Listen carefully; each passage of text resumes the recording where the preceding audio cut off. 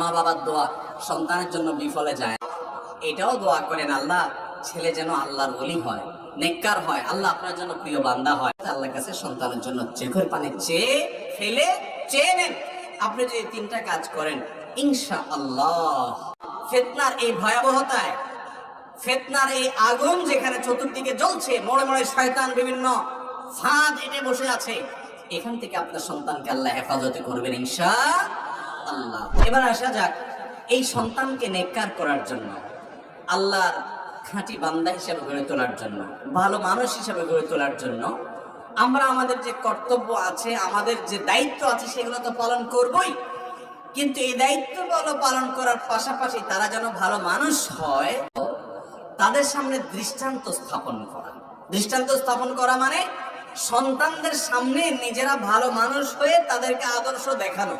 একটা কথা আমরা সবাই জানার কথা, সেটা হলো ছোট শিশুরা শুনে শুনে পড়ে পড়ে যা শিখে তার চাইতে বেশি শিখে দেখে দেখে।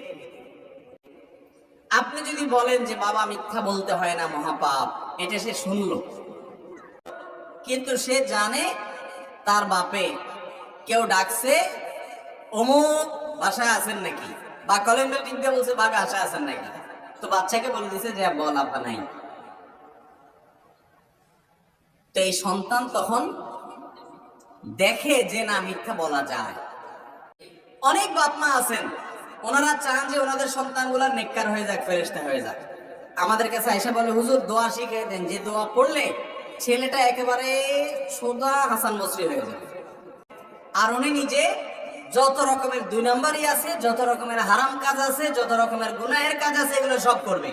হুজুর শুধু দোয়া শিখিয়ে দিবে, দোয়া পড়লে অটোমেটিক ছেলে নেককার হয়ে যাবে। এরকম কোন দোয়া আছে দুনিয়াতে?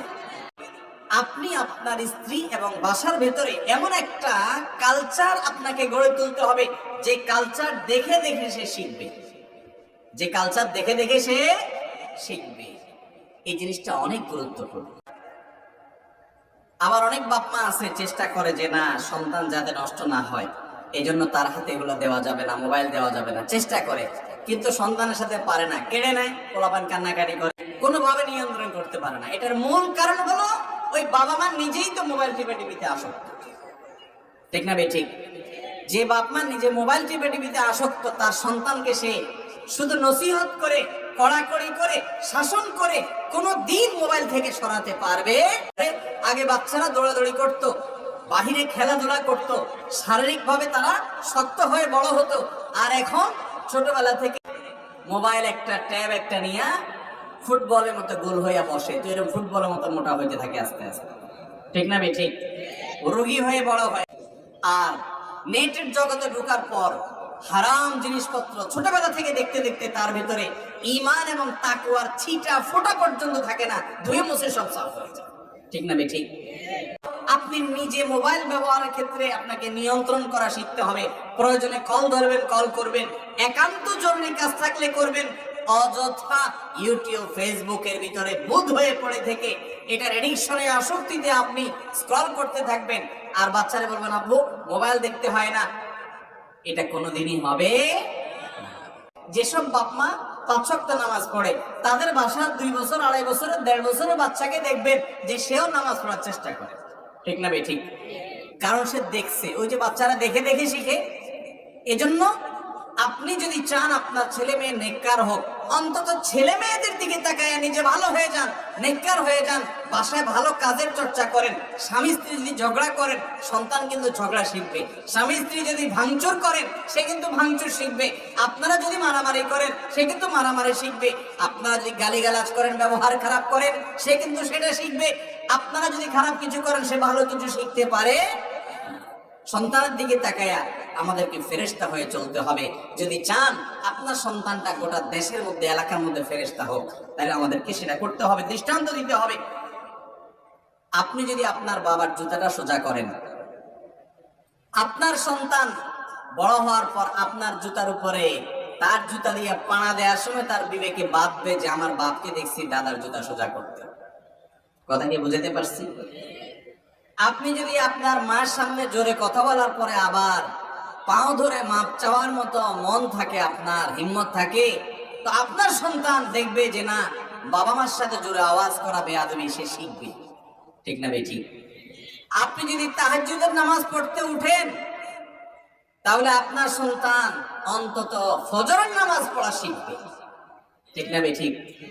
আপনি যদি ভোর রাতে উঠে আল্লাহর কাছে কাঁদেন, একটু চোখের পানি ফেলান, একটু জায়নামাজে দাঁড়িয়ে যান, সন্তান একদিন হয়তো হঠাৎ ঘুম ভেঙে যাবে, দেখবে যে আমার বাপ কাঁদছে, আমার মা কাঁদছে। কেন কাঁদছে? মালিকের কাছে দোয়া করছে, সে মালিকের সাথে পরিচিত হবে, সম্পর্ক গড়ে উঠবে।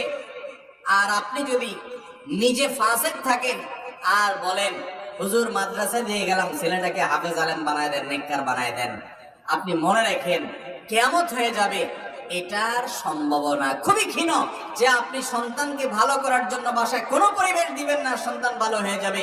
এক দুইটা চারটা ব্যতিক্রম ঘটনা ঘটতে পারে, নরমালি এরকম হয় না। আল্লাহ আমাদেরকে বোঝার তৌফিক দান করুন। তাহলে এক নম্বর হলো সন্তানকে দৃষ্টান্ত দিতে হবে, নিজেরা ভালো কাজ করে দেখাইতে হবে। নাম্বার 2, সন্তানকে ভালো পরিবেশ দিতে হবে। পরিবেশ কি? এমন শিক্ষা প্রতিষ্ঠানকে সন্তানকে দিবেন, এমন শিক্ষা প্রতিষ্ঠানের সন্তানকে দিবেন যে শিক্ষা প্রতিষ্ঠানের টিচার, শিক্ষক, তিনি আল্লাহর সাথে পরিচিত, আল্লাহকে চেনেন, আল্লাহ সম্পর্কে জানেন, এবং সেখানে আমল আছে, আখলাক আছে, দিনদারি আছে। শুধু মাদ্রাসা হলেই হবে না, মাদ্রাসার মধ্যে আবার তুলনামূলক ভালো আমল আখলাক আছে, ভালো দিনদারি আছে, ভালো তাকওয়া তহরত আছে, ভালো কথা শেখানো হয়, দেখানো হয়, প্র্যাকটিস আছে, বাচ্চাদের মধ্যে ভালো কিছু আছে, সেরকম জায়গায় দিবেন তাকে। এবং এমন পরিবেশের সাথে দোস্তি করবেন, এমন পরিবারের সাথে বন্ধুত্ব করবেন যে পরিবারের বাচ্চাদের সাথে মিশলে বাচ্চা ভালো কিছু শিখবে, খারাপ কিছু শিখবে না। তাহলে পরিবেশটা বাচ্চার জন্য অনেক বেশি গুরুত্বপূর্ণ। যত ভালো পরিবেশে তাকে একটু বড় করে তুলতে পারবেন, একটা বয়স পর্যন্ত নিয়ে যান, 14-15 পার করে দেন ভালো পরিবেশ দিয়া, তার বেসটা যদি গড়ে দিতে পারেন, ফাউন্ডেশনটা ভালো করে গড়ে দিতে পারেন, ইনশাআল্লাহ সারা পৃথিবী সে দাবড়াবে, তার দিনদারি আর কেউ ছিনিয়ে নিতে পারবে না। এবং সর্বশেষ আমল হলো দোয়া। সর্বশেষ আমল কি করা ভাই? দোয়া।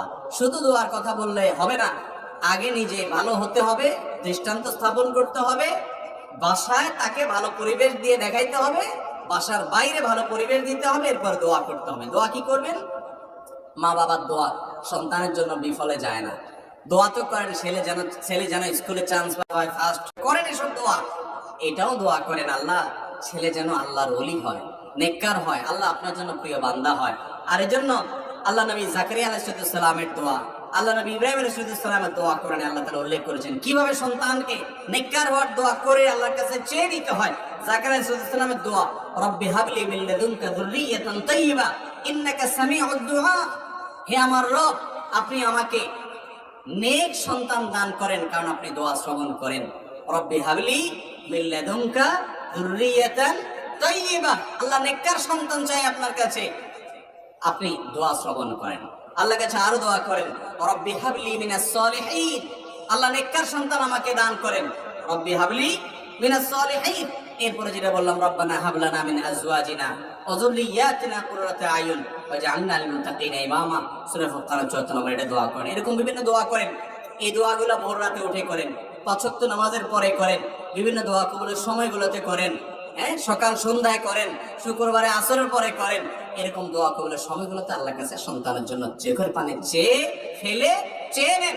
আপনি যদি 3টা কাজ করেন, ইনশাআল্লাহ চতুর্দিকে যখন ফিতনার কারণে সন্তানরা নষ্ট হয়ে যাচ্ছে, বাচ্চারা শেষ হয়ে যাচ্ছে, আপনার বংশধর, আপনার পরবর্তী জেনারেশন, আপনার সন্তান সন্ততি ইনশাআল্লাহ ফিতনার এই ভয়াবহতায়, ফিতনার এই আগুন যেখানে চতুর্দিকে জ্বলছে, মোড়ে মোড়ে শয়তান বিভিন্ন